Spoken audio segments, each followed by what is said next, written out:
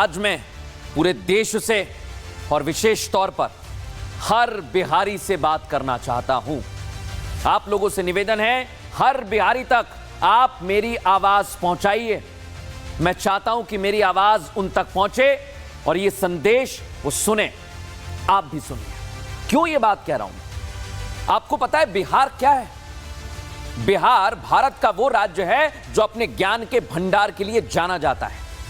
तक्षशिला कितनी समृद्ध है। गया जी, आप लोग सब गए होंगे वहां। जो बिहार के लोग हैं वो इस बात को जानते हैं कि यहां का आम आदमी अगर चांद पर भी पहुंच जाएगा ना, तो वो अपनी मिट्टी से प्रेम करना नहीं भूलेगा। ये बिहारी जानते हैं।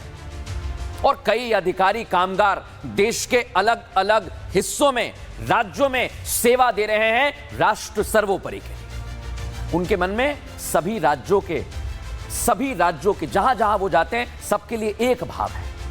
लेकिन आप सोचिए जरा, बिहार के लोग आप सोचिए जो मुझे सुन रहे हैं, जहां की मिट्टी से सोना निकलता है, उस बिहार को बदनाम करने के लिए कुछ लोग षड्यंत्र कर रहे हैं। इसलिए मैं आज आपसे बात कर रहा हूं। ये षड्यंत्र ऐसा वैसा नहीं है। बिहार को जंगल राज की तरफ धकेलना चाहते हैं ये लोग।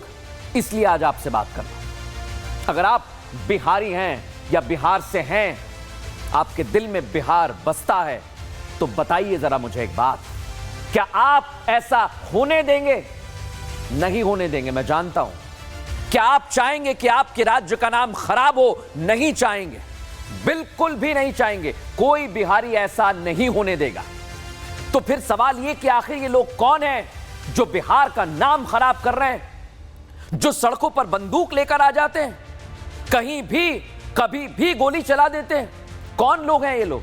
क्या ये बिहार से हैं? नहीं, ये बिहारी नहीं हो सकते हैं। और जैसे जंगल राज चिल्लाया जा रहा है ना, उससे एक चीज साफ दिखती है, झलकती है कि कुछ नेता हैं जो बिहारियों से गद्दारी कर रहे हैं। बिहारियों से गद्दारी, आप लोगों से। ये वही नेता हैं जो नहीं चाहते कि बिहार जंगल राज वाली छवि से बाहर निकले। कई सालों में कोशिश की है, बिहारियों ने बहुत मेहनत की है, उस पर मैं पानी नहीं फेरने दूंगा। इसलिए कह रहा हूं, ये वही नेता हैं जो बिहार में विकास को नहीं होने देना चाहते हैं। ये साजिश कर रहे हैं आप लोगों के साथ, बिहार के साथ। ऐसा मैं होने नहीं दूंगा। और ऐसा मैं इसलिए कह रहा हूं क्योंकि बिहार की छवि सुधरेगी तो क्या होगा? कंपनियां बिहार में आएंगी, युवाओं को रोजगार मिलेगा। जो बिहार के लोग सुन रहे हैं मुझे, आपके युवाओं की तरक्की होगी। लेकिन ये जलते हैं आप लोगों से। ये नेता दिन रात जंगल राज चिल्लाकर बिहार के युवाओं का मौका छीन रहे हैं। ये चाहते हैं कि आप जाएं नहीं, आपको बिहार में रहना होगा, क्योंकि सवाल इनके वोट बैंक का है। इन नेताओं को लगता है कि बिहार में तरक्की होगी, बिहार के युवा आगे बढ़ेंगे तो इनका वोट बैंक खिसक जाएगा। इसलिए ये उसी तरह की छवि फिर से लाना चाहते हैं।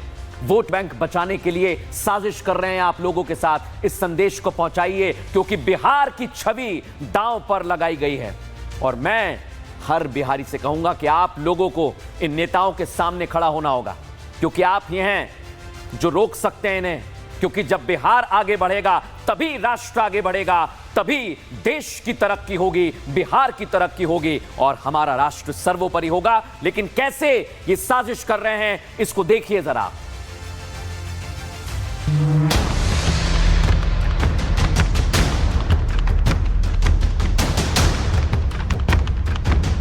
देश का कोई भी राज्य तब तक विकास नहीं कर सकता जब तक वहां कानून व्यवस्था का राज ना हो, वहां के व्यापारियों की सुरक्षा सुनिश्चित ना हो।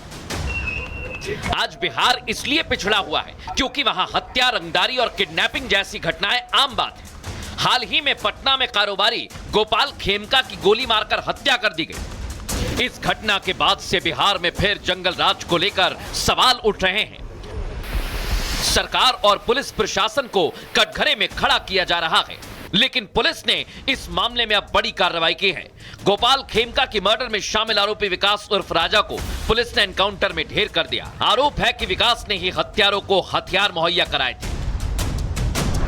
जेल प्रेमिसेस में रेड्स हुई और उसके बाद उस टिप ऑफ पे उमेश यादव नाम के शूटर की गिरफ्तारी हुई और उसके बाद उनके निशानदेही पर विकास उर्फ विक्की, जो कि हथियार सप्लायर था, उसके बारे में पता चला कि इस चिमनी भट्टे में छिपा हुआ है। विकास उर्फ राजा को मौत के घाट उतारा गया। पुलिस के पकड़ से भागने की कोशिश कर रहा था। बिहार पुलिस ने सिर्फ विकास का ही एनकाउंटर नहीं किया, बल्कि गोपाल खेमका हत्याकांड के मास्टरमाइंड अशोक साव और शूटर उमेश यादव को गिरफ्तार किया है। बताया जा रहा है अशोक साव ने ही गोपाल खेमका के मर्डर की 10 लाख की सुपारी दी थी। अशोक साव ने इसके लिए 1 लाख रुपए एडवांस में दिए। गोपाल की हत्या के बाद शूटर उमेश यादव अशोक साव के ही फ्लैट पर छिपा था। पुलिस ने उमेश के पास से 1 पिस्टल, 80 कारतूस और 2 मोबाइल फोन, 1 बाइक और 1 लाख रुपए कैश बरामद किया। बिहार पुलिस ने लगभग गोपाल खेमका हत्याकांड का खुलासा कर दिया है। जो शूटर है उमेश, उस दिन हत्या को अंजाम देने के बाद संभवतः इसी घर में आकर, अशोक शाह के घर में आकर पनाह लिया था। अब कल जब अशोक शाह और शूटर उमेश की गिरफ्तारी हुई, उसके बाद दोनों से इंटरोगेशन और इन्वेस्टिगेशन के बाद ये बात पता चली कि विकास उर्फ राजा ने ही हथियार सप्लाई किया था और कल रात माल सलामी में उसे मार गिराया गया। खुलासा जरूर हुआ है, लेकिन बिहार की कानून व्यवस्था पर लंबे समय तक जंगल राज का दाग लगा रहा। इस दाग को धोने में नीतीश सरकार को 20 साल लग गए, तब जाकर कहीं बिहार में सुशासन के दावे हुए। लेकिन विधानसभा चुनाव से ठीक पहले जिस तरह हत्याएं हो रही हैं, उससे बिहार की कानून व्यवस्था एक बार फिर से कटघरे में खड़ी हो गई है, क्योंकि यहाँ सवाल आप लोगों की सुरक्षा का है। यही वजह है गोपाल खेमका हत्याकांड पर सीएम नीतीश कुमार नजर बना रहे हैं, जांच रिपोर्ट की पल पल अपडेट ले रहे हैं। विपक्ष इस घटना पर सवाल जरूर उठा रहा है, लेकिन नीतीश सरकार का फोकस हत्यारों को पकड़ने पर है। तो लोग इसमें सवाल खड़े करने वाले लोग हैं, उनसे जनता जरूर पूछेगी कि उनकी भूमिका जिम्मेदार विपक्ष की अगर है तो निसंदेह ऐसी घटनाओं में पुलिस को इनपुट्स के जरिए वो सहयोग कर सकते हैं। केवल आरोप प्रत्यारोप करने से बिहार की राजनीति में कोई जगह नहीं बनने जा रही है। नीतीश कुमार जी लगातार हर घटना की मॉनिटरिंग कर रहे हैं और जिस मामले में उमेश यादव की भी गिरफ्तारी हुई है, उस घटना को भी सीधे तौर पर बिहार के मुख्यमंत्री नीतीश कुमार जी ही मॉनिटर कर रहे हैं। बिहार में नीतीश कुमार को बदनाम करने के लिए एक षड्यंत्र रचा जा रहा है कि आतंक फैलाओ, अपराध करो, जिसका पर्दाफाश भी अब होने वाला है। सुशासन बाबू के राज में हो रही हत्याएं सवाल तो खड़े करती हैं। बिहार में अपराधियों को राजनीतिक संरक्षण बढ़ते अपराध की एक बड़ी वजह माना जा रहा है। यहाँ के राजनेता अपने सियासी फायदे के लिए अपराधियों को संरक्षण भी देते हैं। इसलिए नेताओं से भी सवाल पूछा जा रहा है कि आखिर अपराधियों का साथ क्यों दिया जाता है। इनके जरिए विरोधियों को निशाना भी बनाया जाता है, कारोबारियों से रंगदारी भी वसूली जाती है। लेकिन इन नेताओं को अब समझना होगा कि अपराध को संरक्षण अगर दिया जाएगा तो इससे न राज्य का विकास होगा और न देश का।